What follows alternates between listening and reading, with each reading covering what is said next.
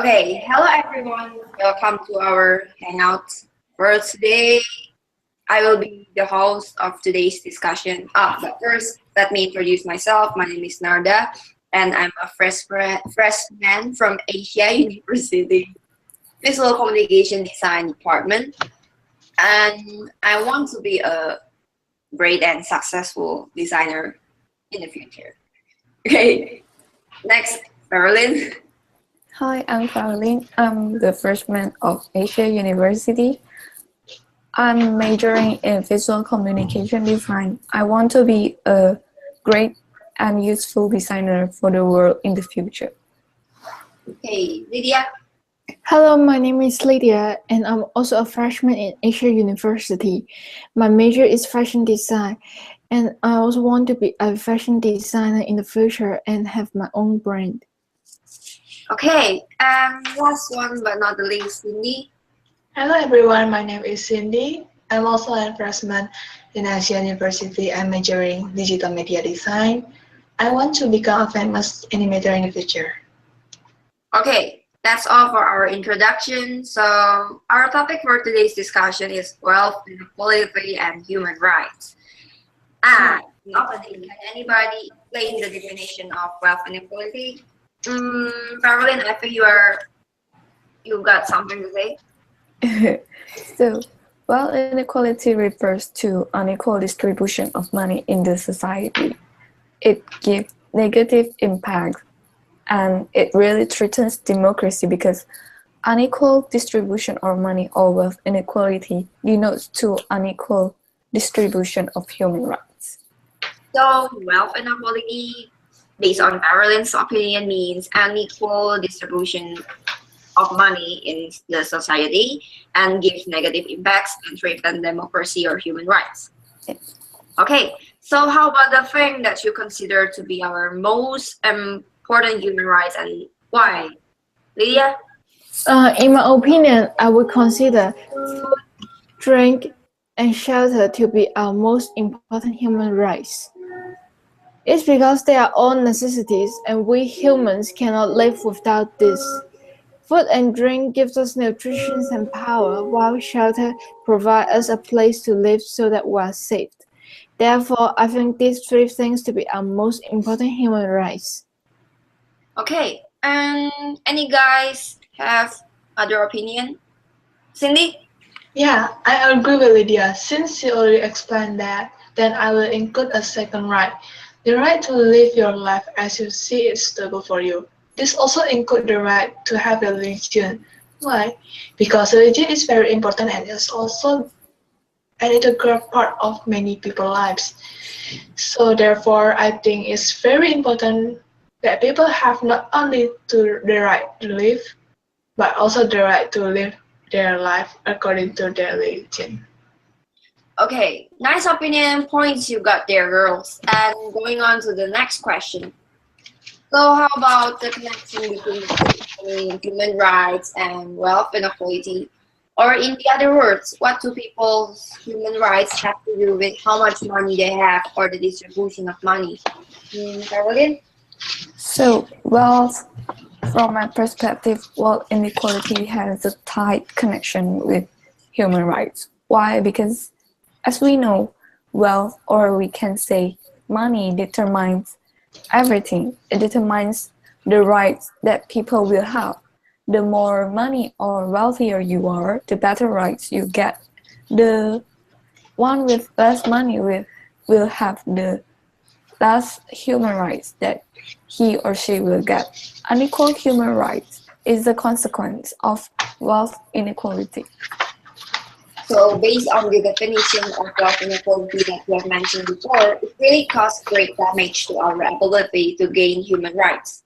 But Lydia, can you tell us whether you agree to the statement all human beings are born equal? Why or why not? I think all human beings are born free and equal. Only at the moment they are born because all babies have the same abilities. They can breathe, they can cry, and they can drink and eat. However, under different living conditions, different family backgrounds, receiving different education, the abilities should be different. They will have some limitations, so they can reach to get something, or they might have something that others don't have. Also, they might have something that others don't have. Therefore, all human beings are not born free and equal. I see. So people are equal in the first time, but due to the different life that people have, they turns out unequal to each other. Mm. Okay. So then why does a person's wealth affects his or her ability to live according to the human rights, Cindy? Yeah, like Verelyn say, of course it's affecting. Like because today we are living in a world where money means everything.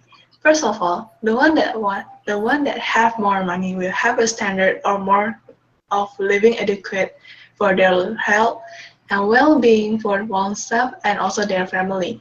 That's including food, clothing, housing, and medical care. And also they even can rule the government law. In the contrast, people who have less money kind of struggle to survive in this kind of world. Okay. So due to what you have answered, money is everything. Money is used as a powerful thing to control everything. Nice answer. And then why is severe wealth inequality? It's a violation of human rights. Verelyn? Actually, all human beings are born free and equal in dignity and rights. No one should be held in slavery or servitude.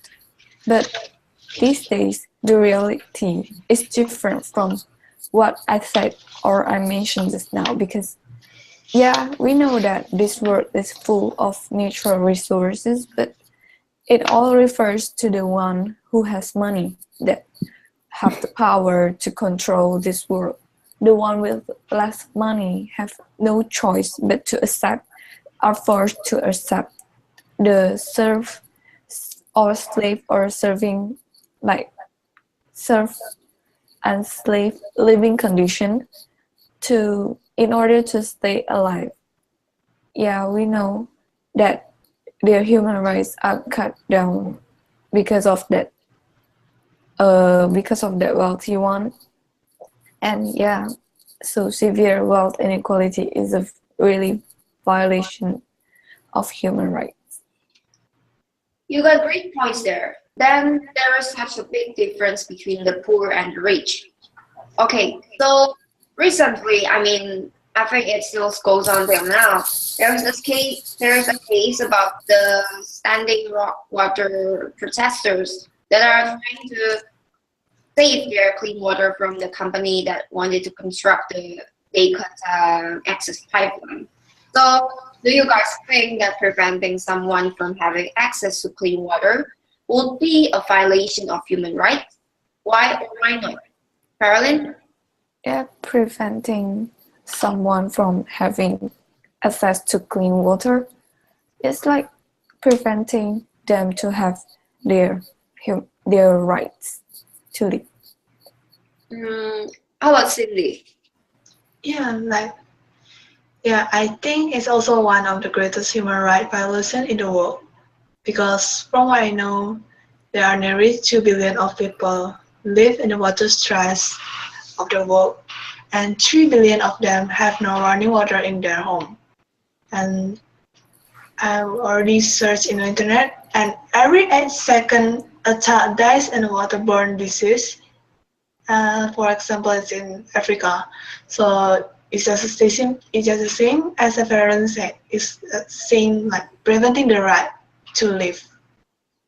Okay, so Lydia, how is your opinion? I agree that preventing someone from having access to clean water would be a violation of human rights because everyone living in the earth have the freedom to enjoy the natural resources from the earth freely. No one can be selfishly to force someone to enjoy clean water. Besides, if someone are preventing from having access to clean water, in the other words, it means that someone are providing unclean water. if they really do so, I think it is a violation of human rights because it's harming others' life is immoral. Okay, so because you guys think that unequal wealth inequality so is a violation, then how do you think that we are able to improve the human rights around the world? Start from Lydia. I think we are able to improve human rights around the world by education. If every children can get the chance to learn knowledge, they can have chance to change their destiny. Some poor places like India, children don't even get the opportunity to learn nor going to school. So life of them was just like their parents, everyday farming until they die. However, if they get opportunity to learn, they must can change their life now. They can use their knowledge to work and earn more money, so the gap between the poor and the rich will be shortened, and the problems of wealth inequality will not be so serious as before. This action of giving opportunity to children to go to school receiving knowledge can only be done by the government. If every country's government are willing to change the future of the country, they must have to take action and let more children to learn knowledge. Then human rights and problems of wealth inequality will be improved. How about Verelyn? Do you know how to improve the human rights around the world? In my book, I think we have to erase the greed of people. Yeah, especially the one who is willing to become wealthier and wealthier without any consideration towards the world, natural resources, and the rights of human beings. Okay. So how about Cindy? Do you have any other way? Yeah, I think there's another way. Education is also important, but I think government also can establish and enforce a national living wage.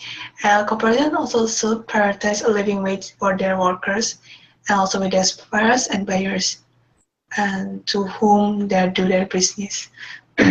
Because with a low and unlivable wage can be resulting a disemployment to the worker and is also affecting to the company. So therefore, government and corporations should commit to responsible behavior that respect the dignity of the all worker. Okay, so in a nutshell, wealth inequality in our society do give a great damage to the especially to the people's ability to gain human rights. And based on what you guys have stated before, there is three kinds of way to fix this wealth inequality in our society. First is by educating people, as Lydia said, and stop being greedy, as Verelyn said. And last is to enforce the living wage, as Cindy said before. Okay, so that's all for our discussion for today, and hope that our short discussion may be useful for everyone. Thank you, and see you next time. Bye bye. Bye.